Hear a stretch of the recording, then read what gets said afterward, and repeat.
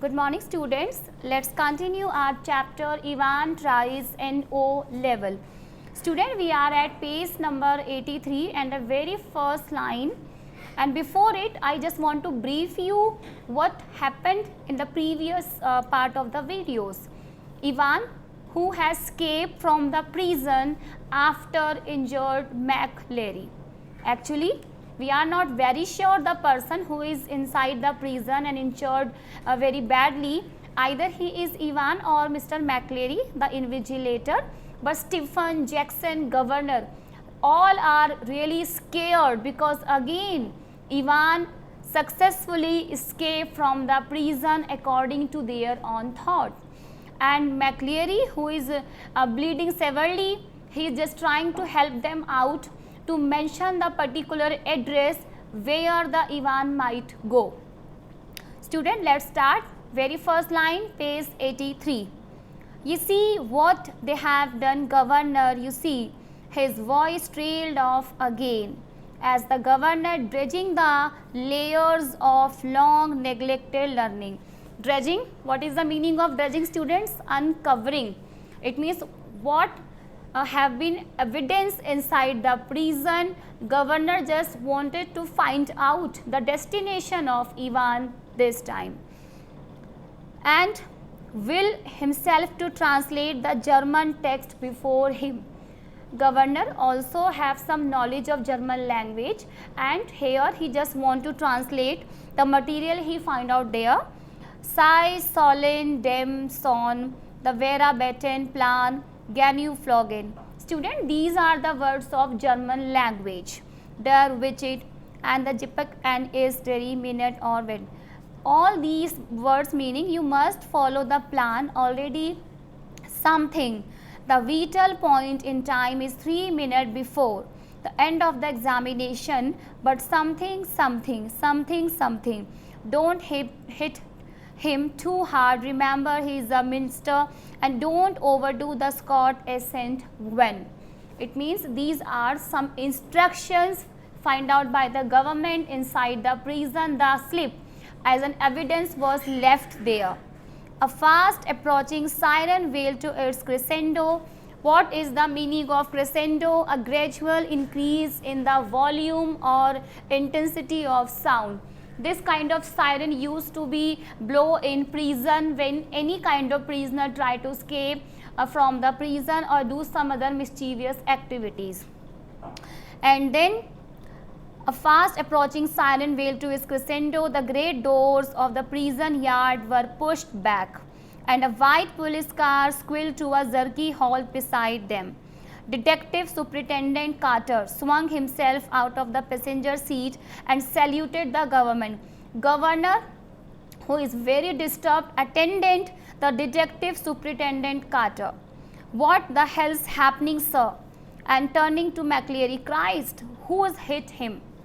But McLeary cut across the whatever explanation the governor might have given. Elsfield Way, officer, I know where Ivan. McLeary is trying to say them that Ivan is going towards the way of the place Elsfield. He was breathing heavily because of injured so much. Leaned for support against the side of the car where the imprint of his hand was left in the tarnished crimson. Crimson, it's a dark red because of so much bleeding. His hand already full of blood. In the bewilderment, Carter looked to the governor for guidance. What? Take him with you. If you think he'll be all right, he is the only one who seems to know what's happening. It is very important to give immediate treatment to McLeary, because only McLeary is the person who knows where Ivan has gone and what happened inside the prison cell. Carter opened the back door and helped McLeary inside. Within a few seconds, the car leaped away in a spurt of gravel. Elsfield Way, McLeary had said, and there it was staring up at governors from the last few lines of the German test.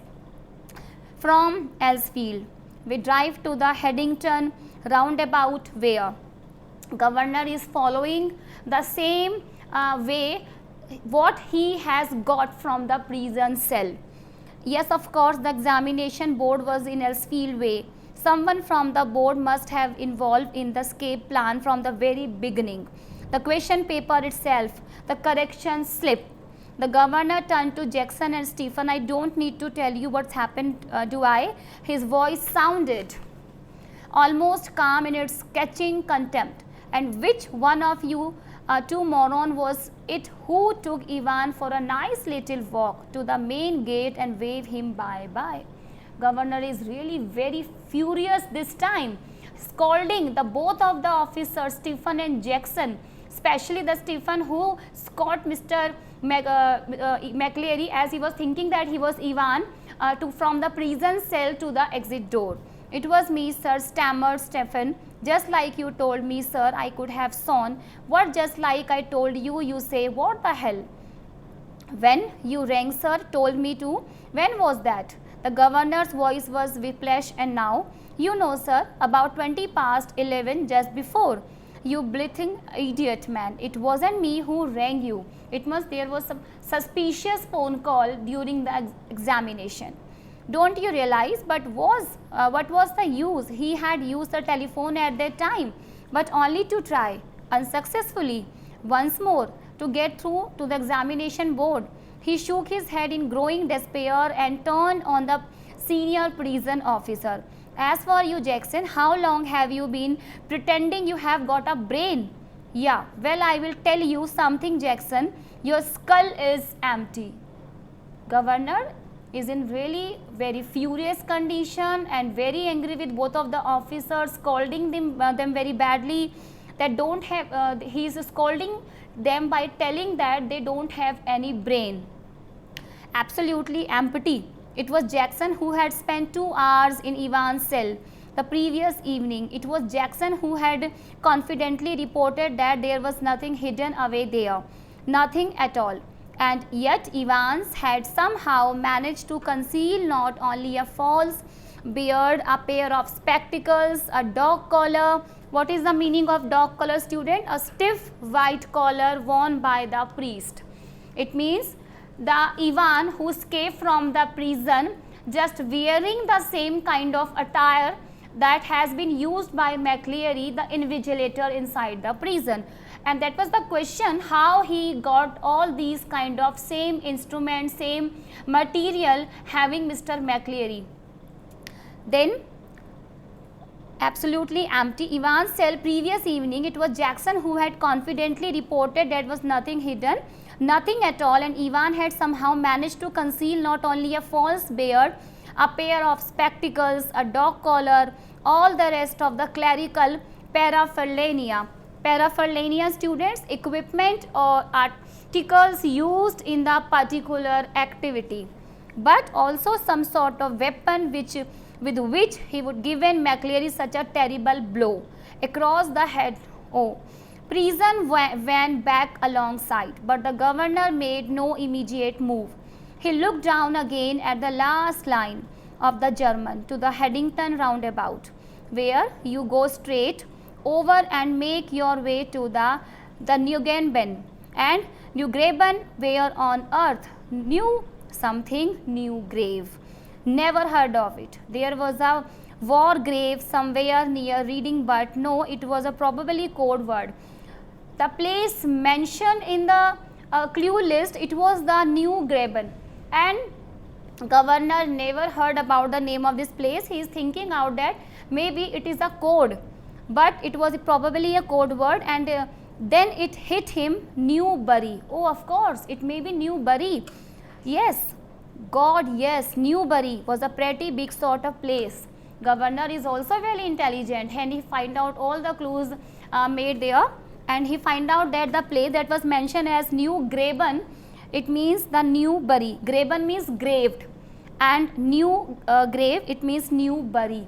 Grave and bury, the similar to the meaning. That is why he just find out the meaning of the particular evidence was Newbury. He rapped out his order to the driver, send the Aldates police station, steps on it, take Jackson and Stephen here, and when you get there ask for Bell. Chief Inspector Bell got that. He leaped the stairs to his office, 3 at a time, got Bell on the phone immediately and put the fact before him. We will get him, sir, said Bell. We will get him with a bit of luck. All the police department now is really in hustle and bustle because they just want to find Ivan again by hook or by crook.